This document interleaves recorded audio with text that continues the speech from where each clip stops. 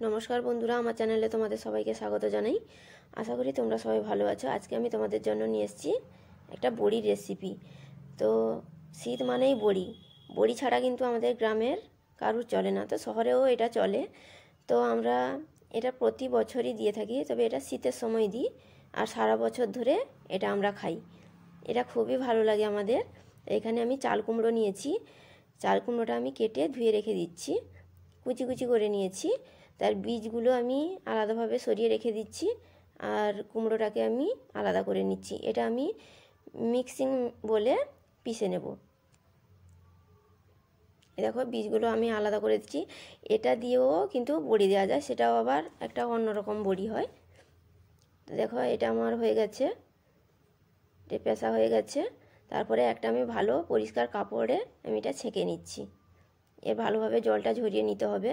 তারপর এটা আমি একটু ভালো করে বেঁধে আবার আমি ভালো জলে এটা আমি ধুয়ে এর টক জলটাকে আমি বের করে দেব। বের করে এটা ভালোভাবে চিপড়ে আমি ঝুলিয়ে দিচ্ছি, যাতে করে এর জলটা পুরো বেরিয়ে যায়। তারপরে এদিকে শুকনো লঙ্কা ও জিরে আমি রোদে দিলাম, এগুলো সব ধোয়া আছে। আর এদিকে আছে কালো জিরে ও একটা আছে চন্দনী, সেটা আমি রোদে দিলাম। এগুলো ভালোভাবে শুকিয়ে নিচ্ছি। এদিকে আমি বিউলির ডাল আমি আগে থেকে সকাল থেকে ভিজিয়ে রেখেছিলাম, সেটা আমি ছেঁকে রেখেছি। তো ভালোভাবে ধুয়ে এটা ভিজিয়ে দিতে হয়। তারপরে আমি এদিকে এই যে মেশিনে এসেছি, মেশিনে এটা আমি পিষে নিচ্ছি। তারপরে এদিকে আছে, এই দেখো কুমড়োটা কেমন শক্ত হয়ে গেছে, জলটা পুরো বেরিয়ে গেছে।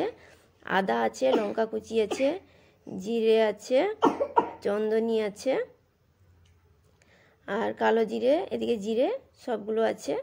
আর এখানে আমি অনেকটা সরষের তেল নিয়েছি।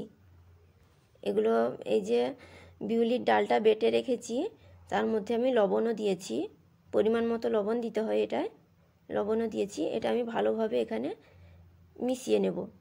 তারপরে এদিকে আছে, এটা হচ্ছে বড়ির পাটা, বড়ি দেওয়ার জন্য এটা পাটা। এটা নারকেল পিস দিয়ে সুন্দর করে বানানো আছে, এটা কিন্তু আমাদের বাড়িতেই বানানো হয়েছে। তার মধ্যে ভালোভাবে সর্ষের তেল আমি মাখিয়ে দিচ্ছি। এটা ভালোভাবে সর্ষের তেল দিতে হয়, নাহলে কিন্তু বড়িগুলো বসে থাকবে, উঠবে না। আর এদিকে সামান্য জল দিয়ে দিয়ে বড়িটা আমি ফিটিয়ে নিচ্ছি। দেখো তোমরা জানো না, যারা জানে তারা এটা ভালোভাবেই দিতে পারবে। আর এদিকে গামলায় মাখানো আছে। দেখো আমি এদিকে বড়ি দিয়ে দিলাম, ছোট্ট ছোট্ট করে সুন্দর করে লাইন ধরে আমি বসিয়ে দিচ্ছি। তো আমার বড়ি দেওয়ার এই ভিডিওটা যদি তোমাদের ভালো লাগে, অবশ্যই আমাকে কমেন্ট করে জানিও।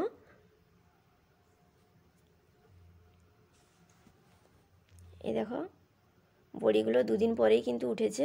রোদে দিতে হবে অবশ্যই, ভালোভাবে রোদের দরকার, না হলে কিন্তু এটা গন্ধ করবে আর টক হয়ে যাবে। আর আমার ভিডিও যদি ভালো লাগে অবশ্যই আমাকে কমেন্ট করে জানিও, একটা লাইক করো। আর যদি তোমাদের খুব ভালো লাগে তোমাদের বন্ধুদের সঙ্গে শেয়ার করো। আমি জানি তোমরাও জানো দিতে, তাও হয়তো কেউ জানো না। যদি জানো না তাহলে আমার এই রেসিপিটা দেখে তোমরাও বড়ি দিতে পারো।